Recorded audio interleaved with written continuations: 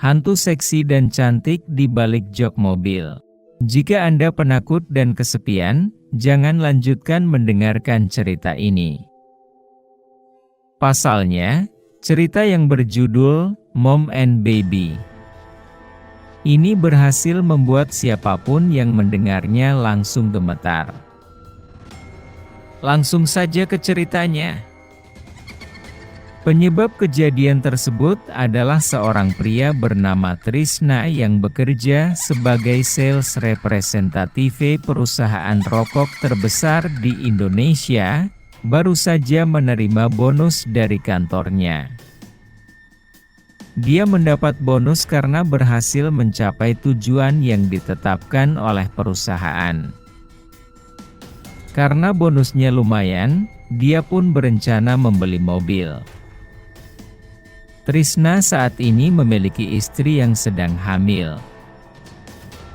Dia membeli mobil yang pas di sakunya karena dia ingin memanjakan istrinya yang masih sangat muda.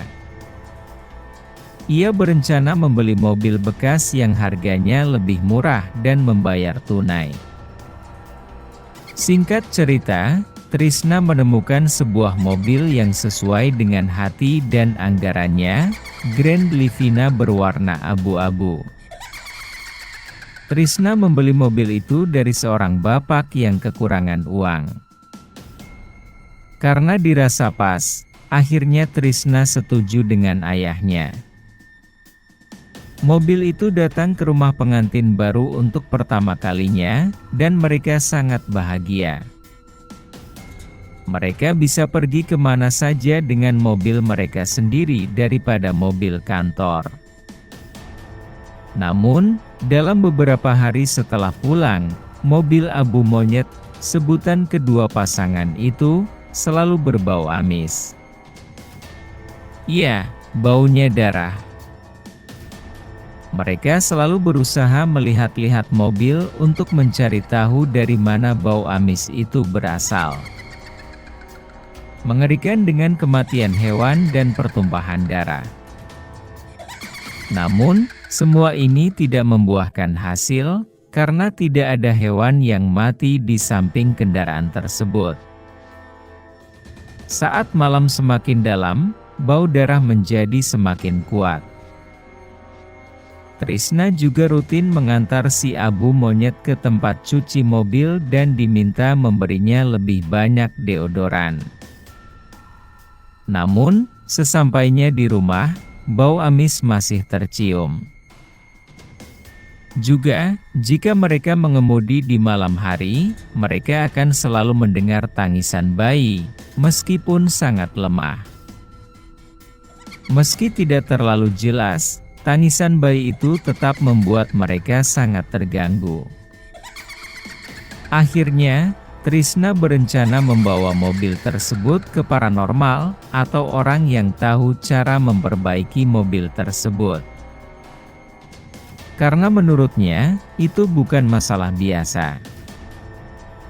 Namun karena kesibukan pekerjaan, rencana terakhir untuk pergi ke paranormal selalu diundur. Hingga suatu malam, Trisna harus pulang larut malam karena lembur di kantor sekitar pukul 1. Dalam perjalanan pulang, dia terus mencium bau busuk darah. Saat jaraknya hanya 3 km dari rumah, rambut Trisna entah kenapa terasa kencang. Saat mengemudi, Trisna terus melantunkan kitab suci.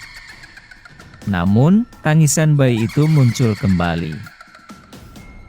Suara itu lebih jelas dan lebih keras dari sebelumnya, dan dia akhirnya mulai curiga ada yang tidak beres. Merasa salah, ia terus mengecek kaca spion untuk memastikan keadaan. Saat Trisna melihat ke kaca spion untuk ketiga kalinya, ada siluet seorang wanita dengan bayi di belakang mobilnya.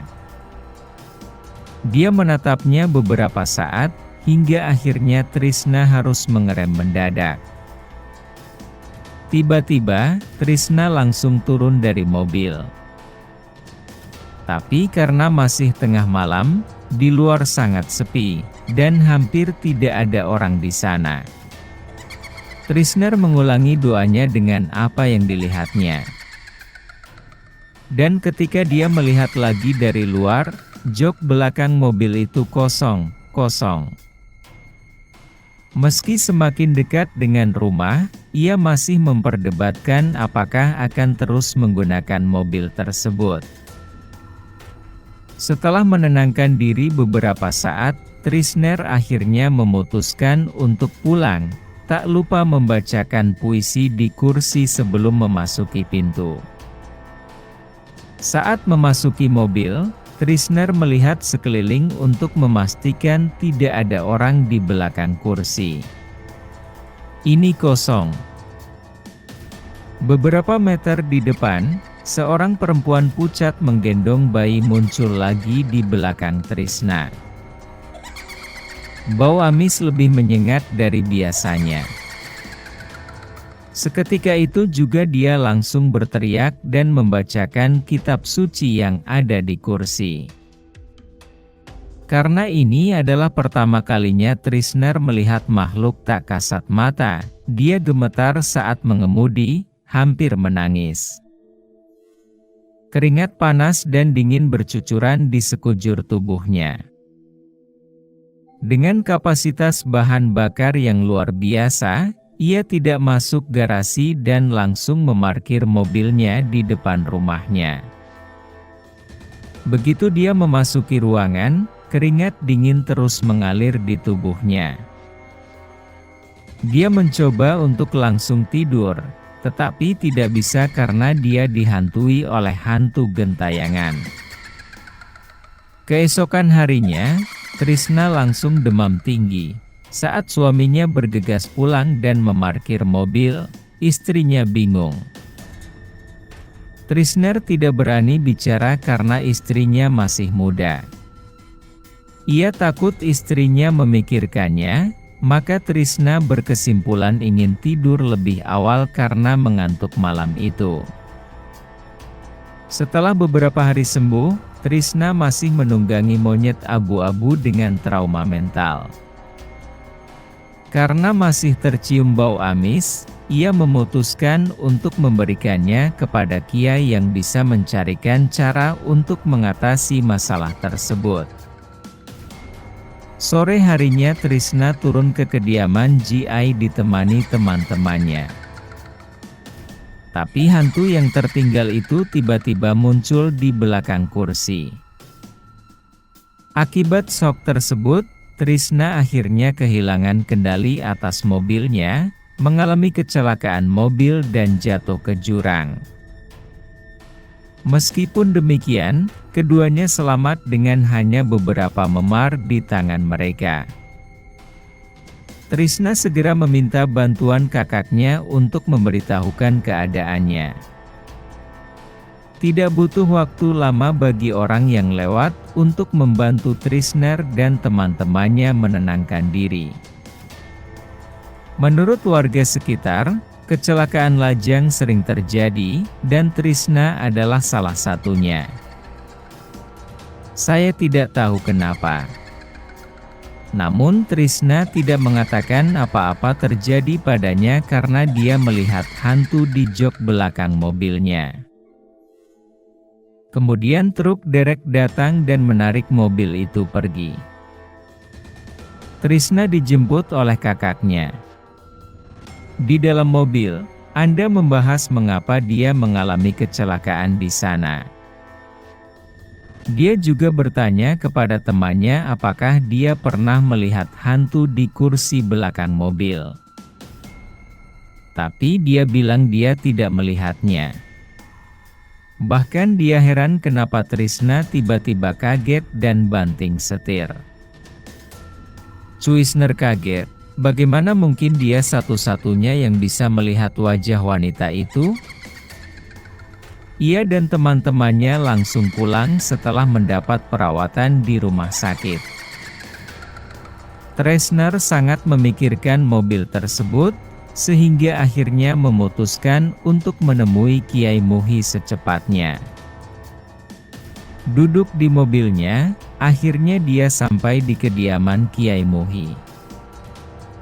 Dia membiarkan saya masuk segera. Tanpa basa-basi, Trisna langsung menceritakan apa yang dialami Trisna.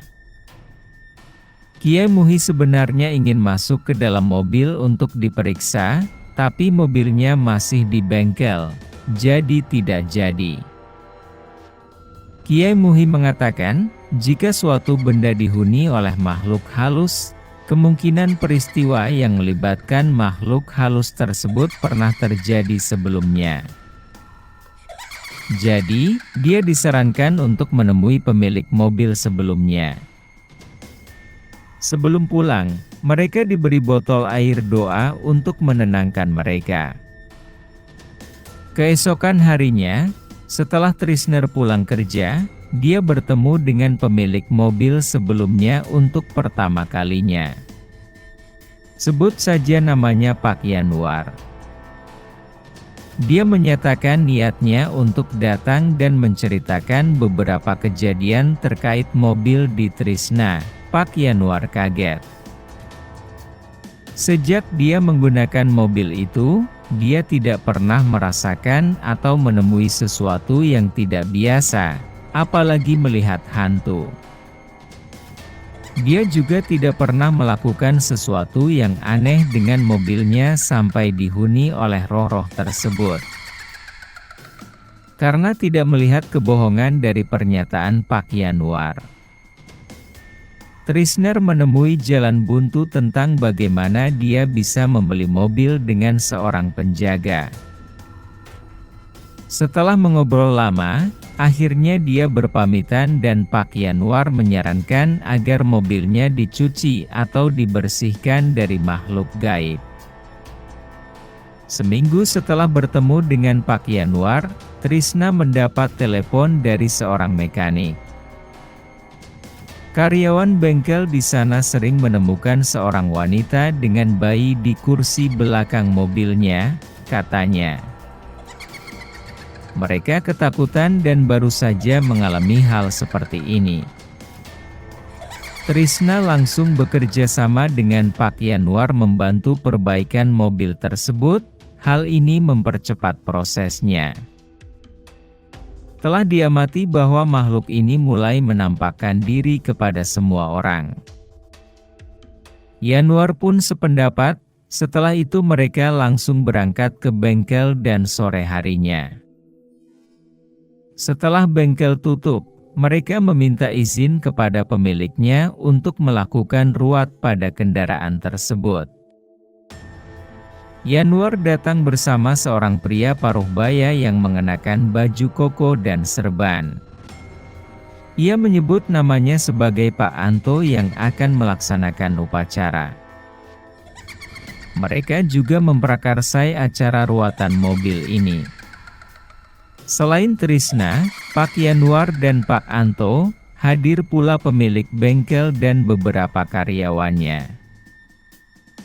Wahana ini bermandikan air yang konon sudah diinginkan. Pak Anto berdoa di dalam mobil. Pak Anto sedang sholat di dalam mobil. Salah satu pegawai bengkel masuk kesurupan. Dia segera jatuh ke tanah dan berteriak tanpa peringatan. "Jangan hukum kami! Jangan hukum kami!" Tiba-tiba, semua hadirin terkejut dan khawatir. Anto segera keluar dari kendaraan dan langsung menggenggam mahkota orang yang tadinya kerasukan. Dia langsung bertanya, "Siapa ini?" "Saya Dini." "Anda duduk di kendaraan ini?" "Ya." "Mengapa kamu tetap di dalam kendaraan?" "Karena saya meninggal di sana bersama anak saya." "Kamu mati kenapa?" "Huhuhu. Tony. Tony. Tony." Orang yang kesurupan itu malah meneriakkan nama Tony. Entah siapa Tony, Trisna tidak mengenalnya, tapi ekspresi Pak Yanuar berubah. Dia tampak bingung dan terkejut. Tidak ada yang tahu pasti. Trisna juga menanyakan Pak Yanuar, "Apakah Anda tahu nama Tony?" "Itu anakku," kata Pak Yanuar dengan wajah pucat. Terungkap bahwa Pak Yanuar memiliki seorang putra bernama Tony yang masih duduk di bangku kelas 3 SMA. Trisna kaget diikut-sertakan. Sedangkan arwah Dini menolak disuruh keluar dari kendaraan karena mengaku betah di sana. Dia menangis dan menangis. Anto yang berusaha mentransfer semangatnya tampak kewalahan. Dia tampaknya kelelahan. Trisna dan Pak Yanuar akhirnya memutuskan untuk bertanya kepada Tony. Mungkin Tony punya informasi tentang seseorang bernama Dini. Mereka akhirnya menyelesaikan kendaraan. Ia segera menyusul Pak Yanuar kembali ke kediamannya untuk menemui Tony. Tony ada di rumah, jadi mereka bisa langsung menanyakannya. Saat ditanya nama panggilan Dini, Tony langsung bereaksi dan dia menjadi pucat. Pak Yanuar langsung prihatin dengan reaksi Tony. Trisna juga. Mereka memaksa Tony untuk membocorkan identitas Dini yang sebenarnya. Terungkap bahwa Dini adalah rekan Tony. Mereka sudah lama bersama dan gaya pacaran mereka bukan sekedar kencan biasa. Pacaran Dini tidak tepat dan akhirnya mengakibatkan kehamilan. Awalnya, Tony bersedia bertanggung jawab atas kehamilan Dini. Tony berjanji akan menikah dengan Dini setelah lulus SMA. Dini setuju. Meski dulu Dini harus menutupi perutnya yang besar, ia tetap senang hamil. Malam itu, Dini meminta bantuan Tony, dia sakit. Dia tampaknya akan melahirkan. Minta Tony untuk membawanya. Tony pun menjemput Dini di kediamannya dan berniat membawa Dini ke klinik bersalin. Tony mengantar Dini ke kediaman ayahnya dengan menggunakan kendaraan yang masih dimiliki ayahnya saat itu. Sebelumnya, Dini hanya tinggal bersama ayahnya. Ibunya telah meninggal dunia. Karena ayahnya sibuk dengan pekerjaannya, dia tidak menyadari perubahan fisik pada putranya. Dini berhasil menyembunyikan kehamilannya di sekolah sehingga tidak ada yang curiga. Saat melakukan perjalanan ke klinik, Dini mengalami sakit di perutnya. Tony dan Dini panik, tidak tahu harus berbuat apa. Tiba-tiba, ide jahat terlintas di benak Tony. Ia langsung membekap mulut Dini hingga Dini kelelahan. Dini juga meninggal saat ini, bayinya masih hidup saat ini. Anak itu laki-laki, tetapi iblis telah mengambil alih pikiran Tony, bayi yang tidak bersalah menjadi korban kebrutalan Tony. Karena khawatir kegiatannya diketahui orang lain, Tony membuang jenazah Dini di sebuah jurang yang terletak di suatu tempat pada malam yang sama. Tony percaya bahwa tindakannya aman dan tidak ada yang mengetahuinya. Ketika Tony menceritakan kisah lengkapnya, putranya, Pak Yanuar langsung bingung dan memukul Tony. Ia langsung bersumpah bahwa Tony harus bertanggung jawab atas perbuatannya. Saat itu Tony langsung sujud di kaki ayahnya. Tony mengaku salah dan melakukan dosa. Trisna yang mendengarnya hanya menggelengkan kepala.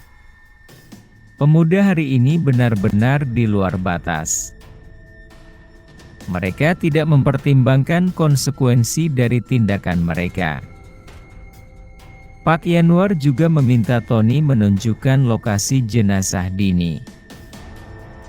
Keesokan harinya, mereka melapor ke kantor polisi terdekat dan didampingi oleh beberapa petugas dari kepolisian dan langsung menuju ke jurang. Ternyata jurang yang dimaksud Tony adalah jurang tempat Trisna mengalami kecelakaan. Barangkali kecelakaan Dini kemarin dimaksudkan untuk memperlihatkan jasadnya kepada Trisna. Namun, dia tidak memperhatikan sekitarnya. Jenazah Dini ditemukan sudah membusuk, bersama dengan bayi yang dilahirkannya. Mereka ditemukan tergeletak di tanah di jurang yang kering. Jika iblis telah mengambil alih jiwa seseorang, maka itu mungkin. Untuk menutupi kesalahannya, dia melakukan kesalahan lain yang lebih mematikan. Tony akhirnya dipenjara untuk mempertanggungjawabkan perbuatannya. Sedangkan nasib mobil si Abu Monyet masih di tangan Dini. Hingga saat ini, Trisna masih menikmati suara tangisan bayi di dalam mobil dan masih bau amis. Hanya Trisna yang mengetahui kisah ini dan sengaja tidak menceritakan kepada istrinya karena dia penakut. Pembunuhan Dini terjadi seminggu sebelum Trisna membeli kendaraan tersebut. Mungkin wajar jika Tuan Yanwar tidak merasa seaneh dirinya.